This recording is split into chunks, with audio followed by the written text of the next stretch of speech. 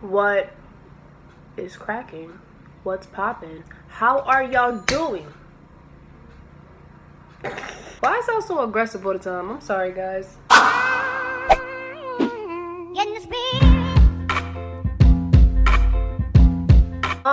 First of all, I just want to say hello to my new subscribers and thank y'all for joining the fresh movement. Team Dasiaa here, feel me?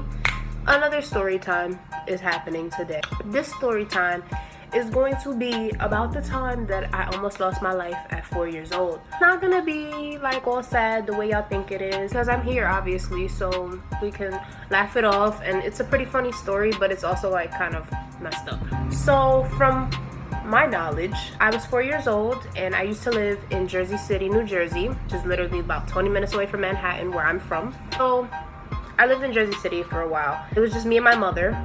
I have a single mom. Well, she was single at the time. Me watching, cartoons or whatever in the living room, minding my own business. I think I was eating. Suddenly, I remember my mom had a whole bunch of like pocket change on the coffee table, like the little big tables in front of the TV in the living room. She had a bunch of like coins and like, dimes, nickels, pennies, all that kind of junk. So it was on the table, and me being goddamn Inspector Gadget, I wanted to know what it was, and I was playing around with it. I took this quarter and I was playing around with it, fooling around with it like this, right? And I'm like, ooh, look, like fucking Mr. Krabs. My quarter was in my mouth. I don't remember how it got there. All I remember was I was playing with the quarter. I guess I just wanted to see. I don't know, man. Don't ask me no questions. I was a toddler. Like, I just wanted to see if I wasn't gonna like fucking eat it. I don't know. I pretended it was like a chocolate coin. Those little chocolate coins? My brain told me to mess with the coin, and I ended up choking on the coin. Mind you, quarters are pretty big for a toddler's mouth. I was choking, like for real. Choked to the point where I went to the bathroom and I tried to spit it out. I couldn't spit it out, so my mom heard me, and I remember me and my mother being in the bathroom together, I guess washing her hands or something like that. I was looking at her like choking, and I'm like, Mom, I could barely speak. She was like, stop playing, that's not funny, stop playing around, why are you doing that, that's not that, stop playing. Really, nigga? Deadass, Mom? Deadass. 4 years old playing around like that. Mommy. At this point, after me looking like damn Squidward, looking like blue and purple and shit, I'm literally about to die at this point. I'm purple as hell. Mom finally realizes that I'm not playing around and calls 911. She called 911.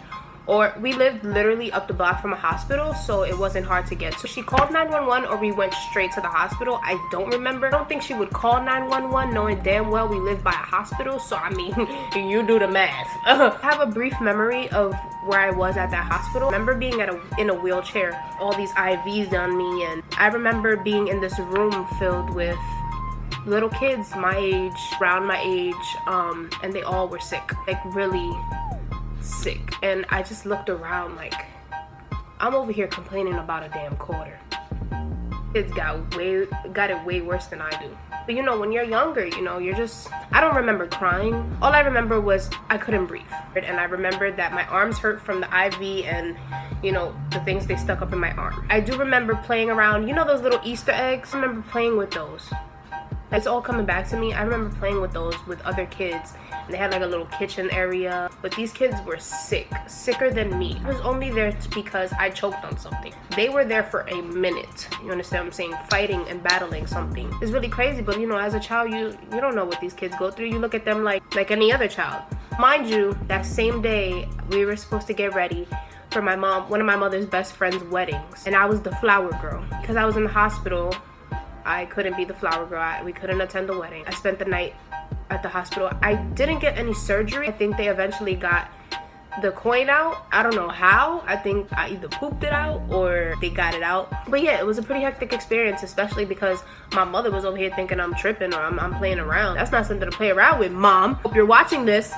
But yeah, it was a pretty hectic situation. And since then, I couldn't be a flower girl at any other wedding ever again. It was not because people chose that, it was because I felt like I was cursed. Any other opportunity that I was able to be flower girl, somebody else took that position or I was just too old. I feel like I'm cursed at being flower girl now, so I never got to be a flower girl, and it disappoints me.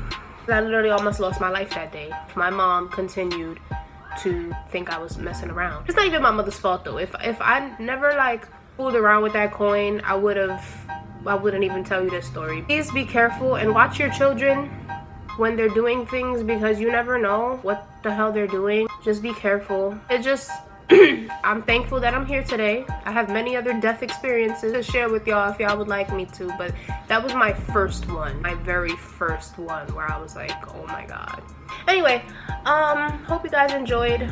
This wasn't as funny as you would like it to be, but it happened in my life, and I thought I'd share it with you guys because it was pretty crazy.